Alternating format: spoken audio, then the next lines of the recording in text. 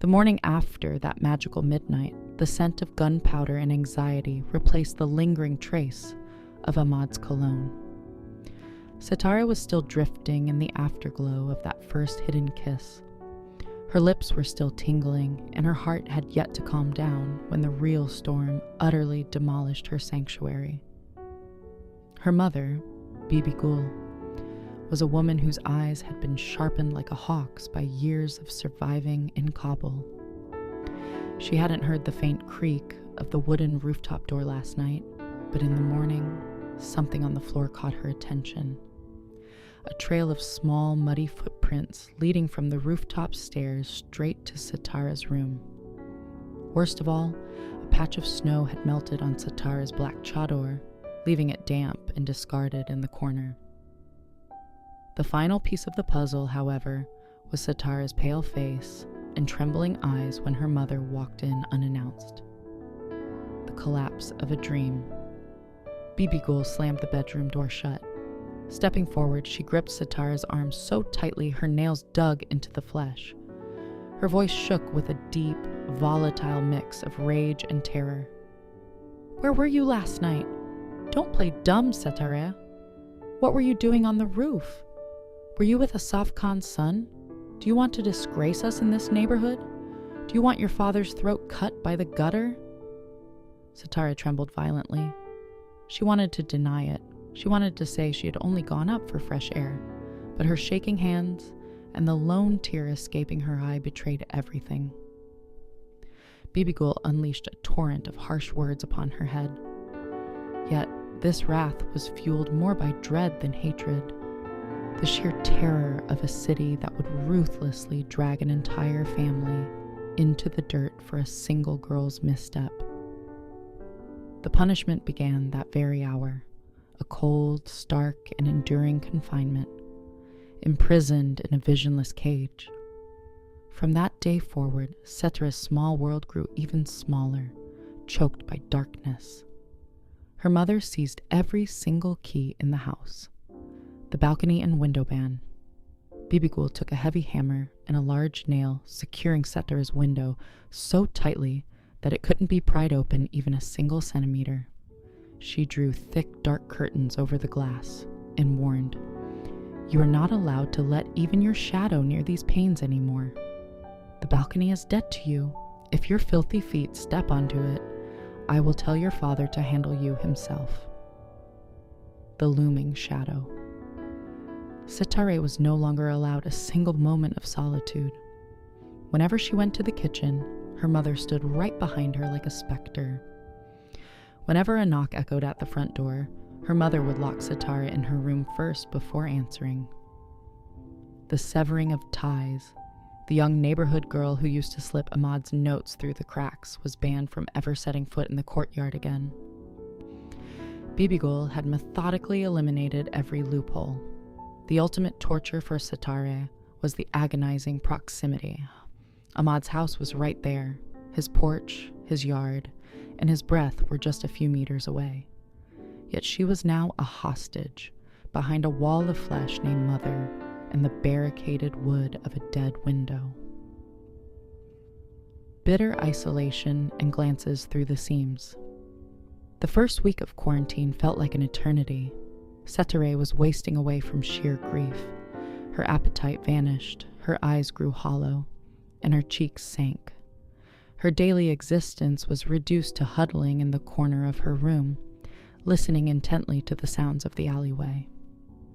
Occasionally, when her mother left the room to perform her prayers, Setareh would crawl flat on her stomach across the floor with absolute silence. Pressing her face against the cold ground, she would peer desperately through a tiny millimeter-wide gap at the bottom of the heavy curtain, catching a mere glimpse of Ahmad's courtyard. One day, through that narrow slit, she saw Ahmad's mud and snow-splattered boots pacing back and forth. He kept stopping, lifting his head to stare intensely at Setareh's sealed window. She could feel the chaotic distress in his strides. He had wrapped his woolen scarf tightly around his hand, pacing with an agitated rhythm. He understood. The window that used to open for him every single day was now as cold and lifeless as a graveyard. Setareh laid her head on the freezing floor and wept silently, stifling her sobs so her mother wouldn't hear. Pressing her hand against her lips, the very lips that still held the ghost of Ahmad's kiss, she whispered, "Ahmad, I am locked away, but I haven't forgotten you." Darker nights and fables against madness. As the restrictions suffocated her further, the Kabul winter nights became terrifying. Not only was the city plunged into blackouts, but the faint glimmer of hope in her chest was flickering out. Her mother even extinguished the small Moshak kerosene lamp early, forcing Setareh to sleep so sinful thoughts wouldn't infect her mind. In that absolute blackness, where the freezing air of her bedroom felt like a solitary confinement cell, Setareh realized that if she didn't weave stories, she would lose her mind. Her imagination was the only place in the universe where her mother couldn't bring a hammer and nails to lock her out. So she would close her eyes and tear down the walls of her room in her mind. Bibi Gul is asleep. The keys are forgotten inside her prayer mat. I steal the key. I open the window. The chains holding the frame snap apart. Ahmad is standing on his balcony, waiting for me. He has massive, sweeping wings. He holds me close, and we fly high above the rooftops of Kabul. We soar over Bagibala, over the walls of Chehelstoon, passing over every checkpoint and night patrol. We are going to a place where no mother makes her child bleed tears for love. She kept herself alive with these fantasies, but each time, the dry, hacking cough of her father, or the violent wind battering her boarded-up window, dragged her violently back to the grim reality of Kabul. An unexpected sign. A month had bled into this agonizing routine, and an utter hopelessness cast a long shadow over the house. One afternoon, Bibi Gul brought in an old checkered blue shirt of Ahmad's, one that he had left on their shared clothesline weeks ago, which the wind had blown into their yard, intending to tear it up into cleaning rags. The moment Setareh saw that shirt, which she had seen Ahmad wear countless times, her heart stopped. The second her mother stepped out of the kitchen to tend to a chore, Setareh lunged for the shirt. She pressed it wildly against her face, inhaling the scent of Ahmad's skin, still alive within the weave of the fabric.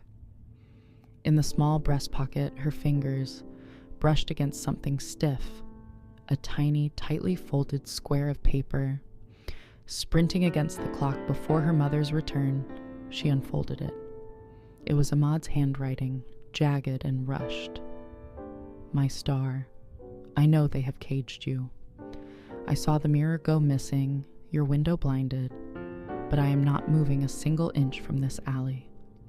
No matter how high they build your walls, the sky above our rooftop remains the same. I will wait, even if this winter never ends." Setareh slipped the note under her tongue just as her mother walked back into the kitchen. But this time, Setareh was no longer the broken girl of a few minutes ago. She traced a bittersweet smile across her lips and calmly went back to washing the dishes. The walls were high, her mother was ruthless, and Kabul was pitch black, but the flame of that love, burning in the deepest trenches of Setareh's heart, was now officially stronger than any lock.